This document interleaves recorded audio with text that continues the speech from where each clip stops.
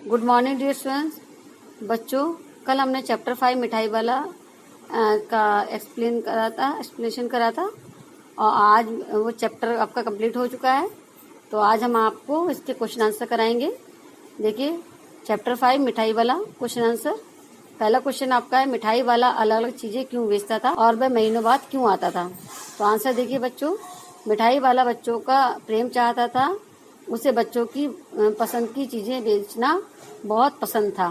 मिठाई वाला अलग अलग चीजें इसलिए बेचता था ताकि एक ही चीज बार बार मिलने से बच्चे ऊब न जाएं, और वह महीनों बाद इसलिए आता था क्योंकि उसे सभी बच्चों के लिए चीजें इंतजाम करनी होती थी। इससे बच्चों में उत्सुकता भी बनी रहती थी। तो बच्चों, यहाँ पे ये बताया गया है कि मिठाई वाला जो है बच्चों से बहुत अधिक प्रेम करता था और जो है बार बार चीजें इसलिए बदलता था कि बच्चे एक ही चीज देखकर ऊब न जाएं, और उसको समय इसलिए लगता था क्योंकि उसको हर बार बदल की चीज लानी होती थी, इसलिए उसको समय लगता था, और जिससे बच्चों के अंदर उत्सुकता बनी रहती थी कि इस बार क्या लेके आएंगे, इस बार क्या लेके आएगा मिठाई वाला। कभी वो मिठाई वाला लेके आता था, कभी खिलौने वाला, कभी बांसुरी वाला। अगला क्वेश्चन देखिए, मिठाई वाले में कौन कौन से गुण थे जिनकी वजह से बच्चे बड़े भी उसकी ओर खींचे चले जाते थे। तो आंसर इज, मिठाई वाला में अनेक गुण थे जिसके से तो बच्चे बड़े भी उसकी ओर खींचे चले जाते थे। देखिए, पहला पॉइंट है आपका, मिठाई वाला मादक मधुर ढंग से गाकर अपनी चीजें बेचा करता था। और सेकंड पॉइंट आपका है, मृदुभाषी व सहृदय था और सहनशील था।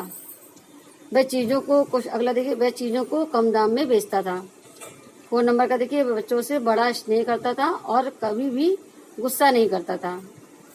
5वां पॉइंट देखिए, वह बच्चों की पसंद की नई नई वस्तुएं लाता था।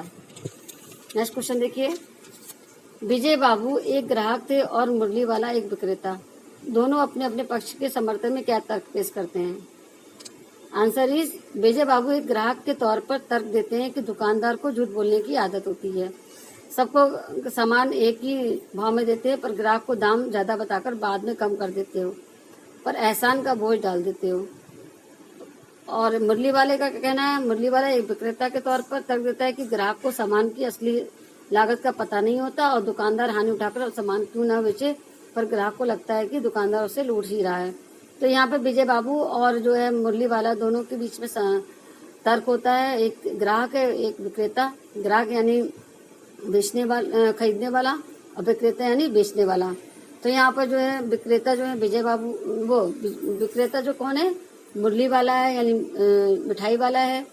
तो और जो ग्राहक है वो कौन है, वो विजय बाबू है।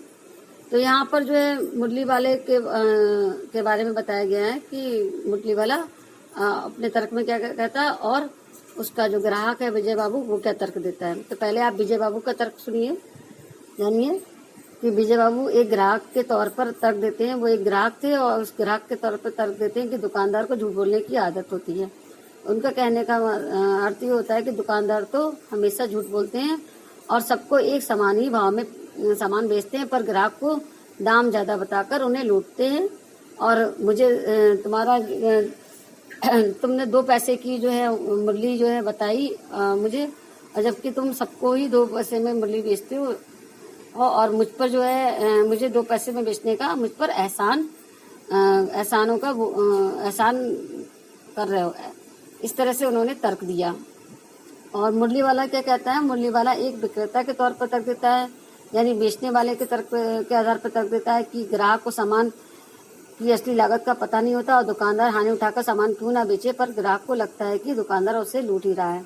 यहाँ मुरली वाला अपना तर्क देता है कि जो ग्राहक को सामान भले ही वो असली लागत में दे, परंतु असली लागत ग्राहक को पता नहीं होती, फिर भी जो है उसको यही लगता है कि दुकानदार उसे जो है लूट रहा है। और भले ही दुकानदार जो है हानि उठाकर अपने सामान को ही क्यों ना बेच रहा हो, पर ग्राहक को हमेशा क्या लगता है बच्चों, कि दुकानदार उसे लूट ही रहा है।